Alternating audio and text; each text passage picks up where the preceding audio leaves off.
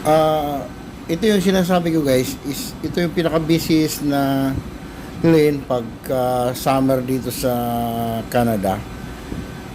Ito yung in and out pagka pumasok ka ng Great Lakes, dito ka dadaan sa St. Lawrence.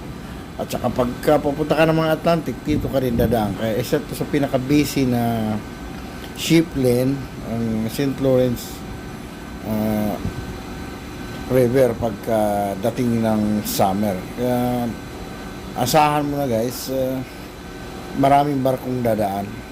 Ngayon summer, makita nyo ang ganda ng ano, parang ito yung pinaka gateway kung tawagin nila. Ang ano, ito naman party siya ng Cruise Riveris, Quebec, Canada. Pero ito town lang itong Cruise River, yung nakikita nyo sa video. Thank you for watching guys. Thank you very much.